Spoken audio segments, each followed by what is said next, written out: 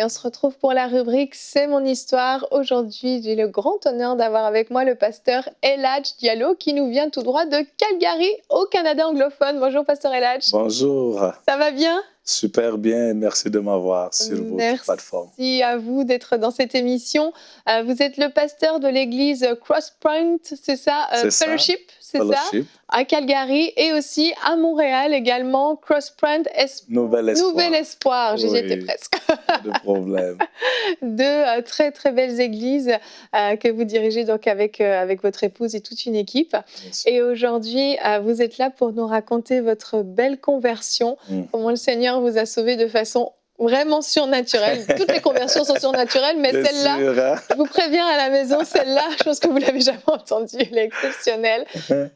Vous avez grandi dans une famille musulmane. Oui, À l'âge de 20 ans, vous êtes venu vous installer ici à Montréal pour faire vos études à l'école polytechnique. oui, Et vous aviez l'habitude tous les samedis d'étudier avec un autre étudiant de l'école où vous étiez, c'est bien ça? sûr. Oui. Comme vous l'avez dit, d'une famille musulmane, ma mère est ivoirienne, mon père est guinéen. Mhm. Je suis venu à 20 ans au Canada. À l'école polytechnique, chaque samedi, on étudiait avec Francis Boupana. Il faut que je dise son nom. Oui. Je ne sais pas où il est présentement. Peut-être que si tu nous écoutes, il faut me rejoindre parce que vraiment, le Seigneur l'a utilisé puissamment dans ma vie. Wow. Chaque samedi, on va étudier. Et à la fin, 17h, il va m'inviter à l'église. Ils avaient un service le soir, les samedis. Et à chaque fois, je lui donne la même réponse. « Hey, tu connais mon nom? El Hadj Suleiman Diallo, ça ne va pas à l'église, ça va à la mosquée. » Et il partait à son église. Le prochain samedi, après qu'on ait fini d'étudier, il m'invite encore. Pendant 9 mois, ce garçon n'a jamais arrêté de m'inviter. Et je n'ai pas arrêté de lui dire non plus. Et des fois, de façon sarcastique. Ce qui m'a impressionné chez Francis, il n'était pas offensé, ni frustré. Il aurait pu réagir en disant, écoute, ce gars, je perds mon temps avec lui. Il était en 3e année, j'étais en 2e, je me rappelle. Donc, on avait certains cours en commun, mais il était plus avancé que moi. Donc, je profitais plus de ce temps d'études. Oui, que lui. Que lui. Alors, il aurait pu dire, écoute, j'ai fini avec ce gars. Mais il était toujours joyeux, toujours dans la paix. Je ne me suis pas senti condamné, je ne me suis pas senti mal. Et chaque samedi, la même invitation, la même réponse, le même sarcasme, le même rire. Alors, après 9 mois, ce samedi-là, on vient pour les études. Et je lui ai dit, Francis, tu sais, aujourd'hui, après les études, je vais venir avec toi à ton église. Il était choqué. Qu'est-ce qui t'était passé? Je me sentais mal à l'aise. Que ce gars m'invite toujours à son église. Il ne s'énerve pas, il ne s'offense pas, il ne prend pas ça personnel. Bien vrai que j'ai refusé. Et des fois, en le moquant et en étant sarcastique, je dis, je vais venir. Il ne croyait pas. Et à la fin, on s'est levé et dit, tu viens vraiment? Je dis, oui, bien sûr. Alors pour moi, j'avais planifié mon affaire. C'était l'hiver, la nuit tombait très tôt, 16h déjà, il faisait nuit. Oui. Je me suis dit, je vais y aller, personne ne me verra, comme Nicodème, Oui. right? Je vais ressortir de là, je paye mes dettes à lui, il me laissera tranquille. Et je ne savais pas que j'avais un rendez-vous avec Dieu. Wow. Je suis allé dans cette église sur Papineau. La référence des églises que je connais, c'était les églises catholiques, qui étaient un peu plus calmes. Mais cette église charismatique, que je peux dire maintenant évangélique, c'était la folie totale. Amen. Pour moi, les tam-tams et les guitares et les trompettes et les gens qui dansent et les gens qui crient. Je me disais, mais ça existe ça? À Montréal, au centre-ville, sur Papineau, et la police n'est pas au courant? Ça, c'est une secte. Alors, je planifiais, quand je sortais de là, j'appelle la police. Oui, carrément. Je me sentais agressé à 2 niveaux. J'étais à l'école polytechnique, j'utilisais mon cerveau et j'analysais tout. Je calculais tout. Quelque chose ne va pas là.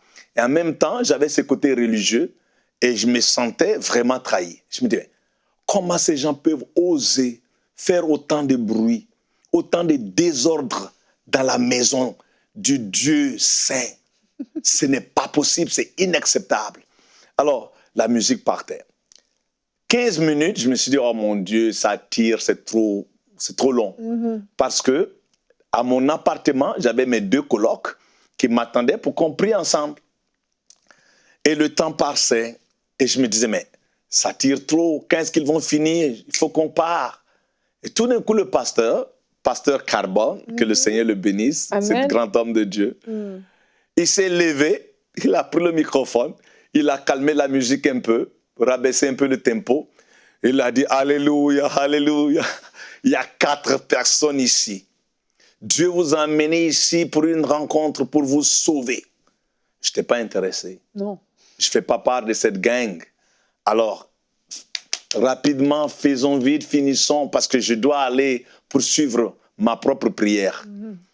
Et il a commencé à expliquer des choses sur le salut, si tu meurs aujourd'hui, où tu iras. Et après, il a dit, levez la main. Si tu veux recevoir Christ, lève la main. Et là, il a dit, fermez les yeux tout le monde.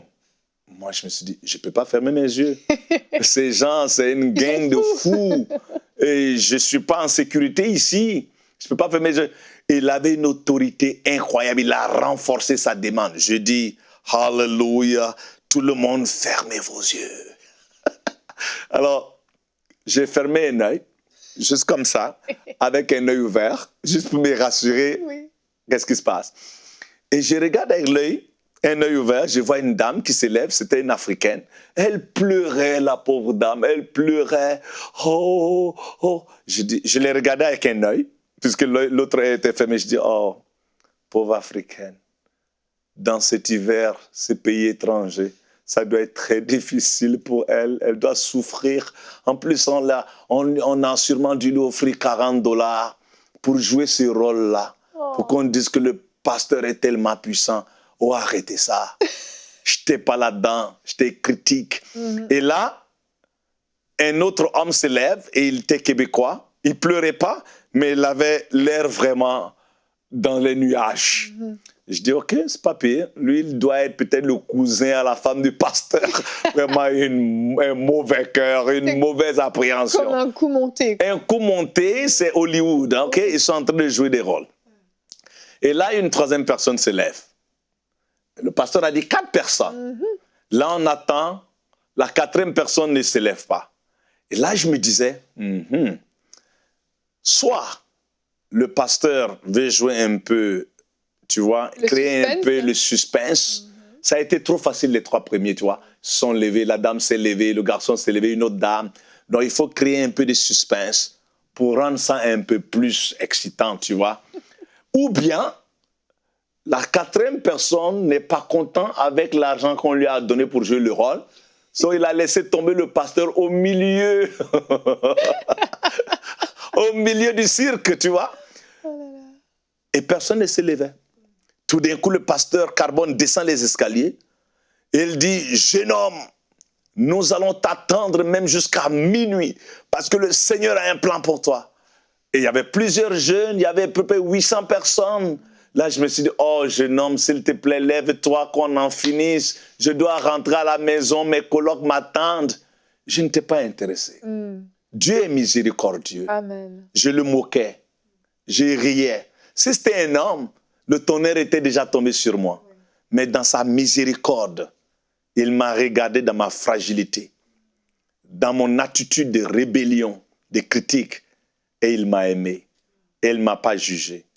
Il a tenu sa patience pour me sauver. Au milieu de là, c'est comme si je ferme mes yeux et c'est comme si la cassette a été retournée en arrière. Right? Est-ce que vous avez vu un homme derrière le pasteur? Non, avant de voir ça, la cassette est retournée un peu en arrière. Et là, je commence à écouter le pasteur qui est en train de dire, si tu meurs aujourd'hui, oui, où est-ce que tu vas aller? Et tout d'un coup, j'ouvre mes yeux, je vois un homme, une lumière, je ne pouvais pas voir la tête, derrière le pasteur. Et le pasteur, en temps normal, il prêchait, il bougeait ses mains. Et je me suis dit, oh my God, il va cogner le monsieur derrière. Et je pensais que tout le monde voyait ce monsieur derrière avec une lumière, une grandiosité incroyable, une paix incroyable. Et tout d'un coup, je suis que c'était Jésus-Christ. Je suis que c'était Issa. Je suis que c'était Jésus. Et là, j'ai dit, Issa, viens, Jésus, viens dans mon cœur, je suis pécheur. Et là, le monsieur Jésus marche à travers le pasteur, et il vient vers moi, et je regarde, je pense que tout le monde le voit. Et il vient, il rentre en moi. Le pied là, dans ma poitrine, boum, et puis là, quelqu'un s'assoit à l'intérieur, et j'ouvre ma petite jaquette que j'avais, et j'écris en me levant, oh my God, qu'est-ce qui est rentré dans mon ventre? Et quand je me suis levé dans le tourment, le pasteur a couru des escaliers, et il est venu vers moi et dit, merci jeune homme, je t'attendais depuis. Et là, il me dit, prie après moi. Je ne me rappelle même pas ce que j'ai prié. Sûrement la prière du salut. Et je me suis tenu sur mes pieds pendant cette période-là. Et Jésus-Christ, qui m'a tant aimé, est venu dans mon cœur. Alléluia. Je vais parler à quelqu'un aujourd'hui qui nous regarde. Peut-être que ton background et ta famille n'étaient pas musulmane ou catholique ou quoi que ce soit. Mais Dieu t'a tant aimé qu'il a donné son Fils unique. C'est cette invitation qu'il te tend aujourd'hui. Son esprit travaille autour de toi parce qu'il ne veut pas que tu périsses. Dieu t'aime tant. Peu importe ton passé, peu importe tes actes, peu importe. Son amour est plus grand que tes erreurs. Son amour est plus large que tes erreurs. Tu sais ce qu'il veut. Dans le livre des Exodes, chapitre 25, Moïse, sous l'ordre de Dieu, a construit un tabernacle. Parce que Dieu dit, je veux venir et demeurer au milieu de mon peuple. Dieu ne veut pas rester loin, il veut venir être avec nous. Il dit, Moïse, construis ce tabernacle en accord avec le modèle que je te donne, pour que je puisse venir demeurer avec mon peuple. Mais tu sais, son meilleur n'était pas le tabernacle. C'était juste une location. Il n'a pas acheté cette place. Après Moïse, il est allé dans le temple de David, dans la tente de David. Mais c'était juste une location. Il n'avait pas encore trouvé une place où habiter, ou acheter. Après, il allait dans le grand temple glorieux, impressionnant de Salomon. Mais même là encore, c'était encore une location. Ils ont réparé le temple au temps de Néhémie, de Ezra et tous ces grands hommes, jusqu'à ce que Jésus-Christ te trouve toi. Son vrai temple qu'il cherchait. C'est pour ça qu'il est venu s'asseoir en moi. Ce n'était pas une location. Il a payé avec son sang pour te racheter, pour que tu deviennes son tabernacle mobile. Dieu veut pas seulement avoir une relation à distance avec toi, mais une relation personnelle. Tu pourrais faire juste comme moi. Tout ce que tu as à faire, c'est facile, ce n'est pas compliqué.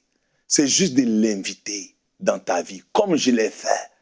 Et n'attends pas que ça soit surnaturel, avoir des anges. Non, le salut est simple, mais c'est dans le simple que se cache le profond. C'est cette vie-là qui veut te donner. La Bible dit, dans Matthieu chapitre 1, verset 21, « Quand ce Fils viendra, tu l'appelleras Jésus, parce qu'il viendra sauver son peuple du péché. » Les médecins peuvent guérir même des cancers. Mais le problème du péché, seulement le sang de Jésus-Christ peut résoudre ça. Alors je veux que tu pries avec moi, comme je l'ai fait. Dis, Seigneur Jésus, je t'invite de venir dans ma vie. Aujourd'hui, je crois en toi. Rentre en moi. Vis en moi. Je crois que tu es mort sur la croix pour moi. Et tu m'as pardonné de tous mes péchés. Merci pour cette nouvelle vie. C'est toute cette prière-là que tu as besoin de faire. Rien d'autre. C'est là qui rend le surnaturel. J'espère que tu as été béni. C'est là que cette paix vient maintenant dans ton cœur. Cette joie vient dans ton cœur. Que le Seigneur vous bénisse. Et merci de nous donner cette opportunité de partager nos témoignages avec vous. Merci beaucoup pour cette plateforme. Amen. Merci beaucoup à vous, Pasteur Eladj. Et vous allez être obligé de revenir parce que la suite est passionnante. Merci beaucoup.